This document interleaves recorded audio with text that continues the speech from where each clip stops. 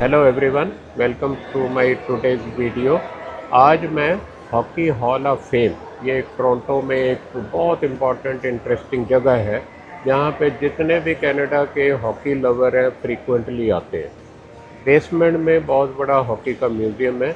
मैं आपको दिखाता हूँ, यहाँ भी कई चीज़ें ड्रेसेस वगैरह डिस्प्लेड है और साइड में एक इनकी शॉप भी है जहाँ पे आप ये चीज़ें परचेज़ कर सकते हैं।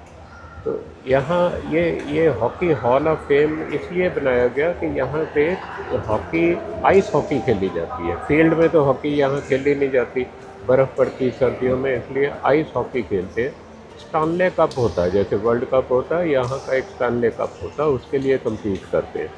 मैं इस समय ये टिम हॉर्टन रेस्टोरेंट है जो कनाडा में चेन है, यहाँ पे अपने एक फ्रेंड के साथ बात कर रहा था। वो कह रहा था 10 साल से मैं यहाँ हूँ, मेरे कुछ पैसे इंडिया में पड़े हैं, यहाँ भी मैं अर्न करना चाहता हूँ, यहाँ से भी अर्न करके इन्वेस्ट करना चाहता हूँ। मैं चाहता हूँ इंडिया के साथ कनेक्ट बना रहे और कुछ पैसा मैं इंडिया में इन्वेस्ट करूँ।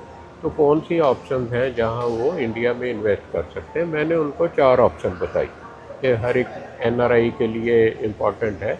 Number 1, fix deposit. बैंक में फ़िक्स डिपॉज़िट सबसे सेफ़ और सिक्योर, कोई उसमें प्रॉब्लम नहीं। फिक्स डिपॉज़िट एनआरई हो सकती है, नॉन रेजिडेंट एक्सटर्नल, एनआरओ हो सकती है, एफसीएनआर हो सकती है। एनआरओ में जो इंटरेस्ट मिलता है वो टैक्सेबल है। एनआरई और एफसीएनआर एफडी के इंटरेस्ट पे टैक्स नहीं लगता।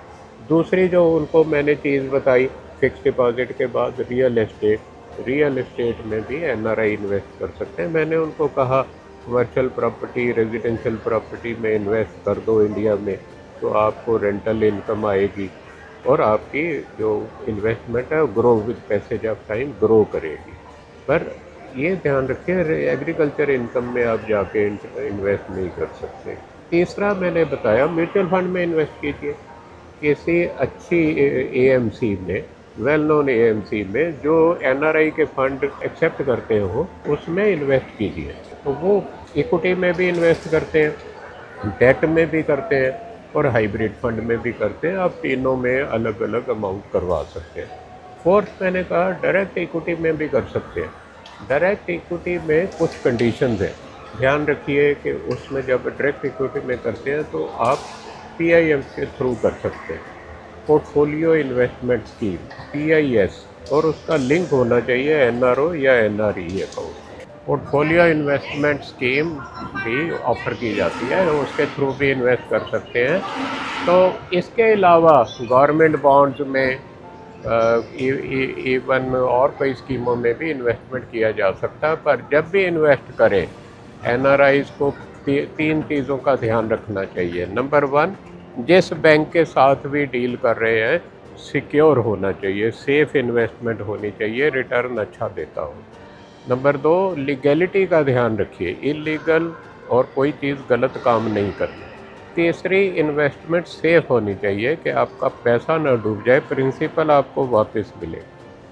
लास्ट में मैं बताऊंगा, ये जहाँ इस समय मैं खड़ा हूँ ये एक ब्रुकफील्ड प्लेस है। ब्रुकफील्ड यहाँ की बहुत बड़ी कनाडा की रियल इन्वेस्टमेंट फर्म है। किसी समय इसका हेड ऑफिस यहाँ होता था, अब ब्रुकफील्ड का हेड ऑफिस न्यूयॉर्क चला गया, का बहुत साल पहले चला गया था।